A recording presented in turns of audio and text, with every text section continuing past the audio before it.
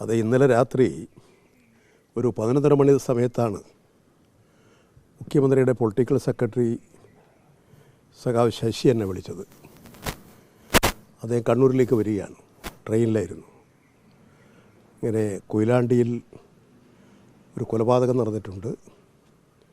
പാർട്ടിയുടെ Koyilandy south Koyilandy local സെക്രട്ടറിയാണ് എന്നുള്ള വിവരമാണ് പറഞ്ഞത്. പിന്നീട് അവിടുത്തെ പാർട്ടി കേന്ദ്രവുമായിട്ടൊക്കെ ബന്ധപ്പെട്ടു. ഇന്ന് കോഴിക്കോട് മെഡിക്കൽ കോളേജിലാണ് ഇപ്പോൾ ആ ബോഡി ഉള്ളത്. പോലീസ് അന്വേഷണം നടത്തി പോസ്റ്റ്മോർട്ടം കഴിഞ്ഞതിന് ശേഷം കൊയിലാണ്ടിയിൽ സംസ്കരിക്കാനാണ് ഉദ്ദേശിക്കുന്നത്. ഇന്ന് കൊയിലാണ്ടി മേഖലയിൽ പാർട്ടി LDF ഹർത്താൽ പ്രഖ്യാപിച്ചിരിക്കുകയാണ്. ഒരു നിഷ്ഠൂരമായ സംഭവമാണത്. പാർട്ടിയുടെ ഒരു ഉത്തമനായ സഖാവ്, ഒരു പൊതുപ്രവർത്തകൻ, അദ്ദേഹത്തെക്കുറിച്ച് ഒരു പാർട്ടിക്കാർക്കും വ്യത്യസ്തമായൊരു അഭിപ്രായം പറയാൻ കഴിയുന്നതല്ല. എല്ലാവരോടും വിനയാന്വിതമായ പെരുമാറ്റം, എല്ലാ സേവന രംഗത്തും വളരെ സജീവ സാന്നിധ്യമായിരുന്നു.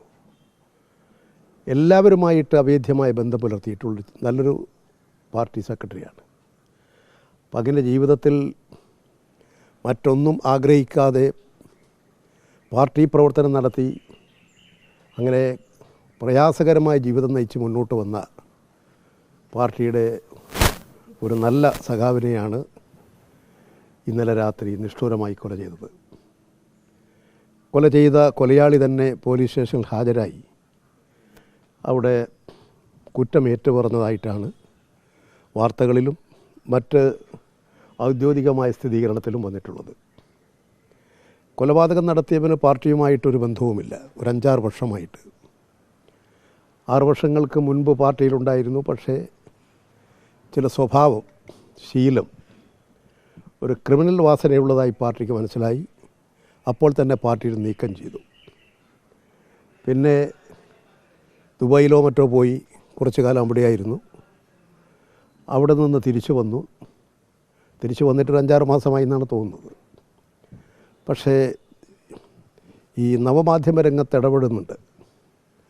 ആ ഇടപെടുന്നതെല്ലാം നോക്കിയാൽ ഒരു ഇടതുപക്ഷ വിരുദ്ധ മനോഭാവം, CPM വിരുദ്ധ മനോഭാവം പ്രകടിപ്പിക്കുന്ന ഒരു ശീലമാണുള്ളത് എന്ന് നവമാധ്യമ രംഗം നിരീക്ഷിക്കുന്നവർ പൊതുവെ അഭിപ്രായപ്പെട്ടുകൊണ്ടിരിക്കുകയാണ്. ഏതായാലും നിഷ്ഠൂരമായൊരു കൊലപാതകമാണ്. കൊലയാളി ഇപ്പോൾ പോലീസ് കസ്റ്റഡിയിലുണ്ട്. പോലീസ് വിശദമായ അന്വേഷണം നടത്തുകയാണ്. എല്ലാ വശങ്ങളും പരിശോധിച്ചുകൊണ്ട് ആവശ്യമായ നടപടികൾ പോലീസ് സ്വീകരിക്കും. ഈ പാർട്ടിയുമായി ബന്ധപ്പെട്ട എന്തെങ്കിലും പ്രശ്നങ്ങൾ ആണോ ഇതിലേക്ക് നയിച്ചത്? അങ്ങനെ എന്തെങ്കിലും? അങ്ങനെ പാർട്ടിയുമായി ബന്ധപ്പെട്ട ഒരു പ്രശ്നങ്ങളും അവിടെയില്ല. ഇതൊരു ക്ഷേത്ര ഉത്സവവുമായി ബന്ധപ്പെട്ട് നിൽക്കുന്ന സ്ഥലമാണ്.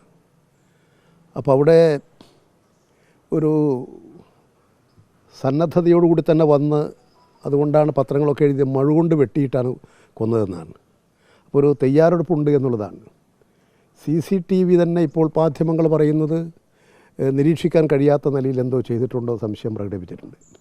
ഏതായാലും എല്ലാ വശങ്ങളും പോലീസ് പരിശോധിച്ച്, ഇപ്പം നമ്മൾ ദൂരത്ത് നിന്ന് നിരീക്ഷിക്കുന്നതിനേക്കാളും പോലീസ് അവിടെ വളരെ വസ്തുനിഷ്ഠമായ എല്ലാ കാര്യങ്ങളും പരിശോധിച്ച് കുറ്റവാളികൾക്കെതിരെ ശക്തമായ നടപടി സ്വീകരിക്കും.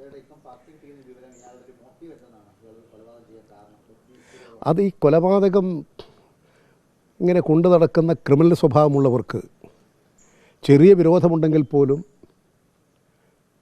കൊലപാതകം നടത്തും. എന്ന് മാത്രമല്ല, മരണപ്പെട്ട സഖാവ് സത്യനാഥനാണ് ഇവൻ്റെ ചെറുപ്പകാലം മുതൽ, കുട്ടിക്കാലം മുതൽ വേണ്ട സഹായങ്ങളൊക്കെ ചെയ്ത് അടുത്ത വീട്ടുകാരാണ് ഒക്കെ പ്രവർത്തിച്ചിട്ടുള്ളത്. ആർക്കെങ്കിലും ഇന്ന് വരെ ഒരു വ്യത്യസ്തമായ അഭിപ്രായങ്ങളുണ്ടെന്ന് തോന്നത്തക്ക നിലയിൽ ഒരു സംഭവം ഉള്ളതായിട്ട് ഇതുവരെയുള്ള അന്വേഷണത്തിൽ കണ്ടിട്ടില്ല. എല്ലാം വിശദമായി പോലീസ് പരിശോധിക്കട്ടെ. അത് അയാളുടെ വീട്ടിനടുത്താണ്. അങ്ങനെ ഒരു വളരെ സ്നേഹവാത്സല്യത്തോടു കൂടി വളർത്തിക്കൊണ്ടുവന്നു എന്നുള്ളതാണ് അവിടുത്തെ പാർട്ടിക്കാർ തന്നെ പറയുന്നത്. ഈ സ്വഭാവ ദൂഷ്യത്തെ തുടർന്ന് പാർട്ടിയിൽ നിന്ന് പുറത്താക്കാൻ സത്യനാഥൻ മുൻകൈ എടുത്തു. അതിൻ്റെ വിരോധമായിരിക്കുമോ ഇങ്ങനെ ഒരു?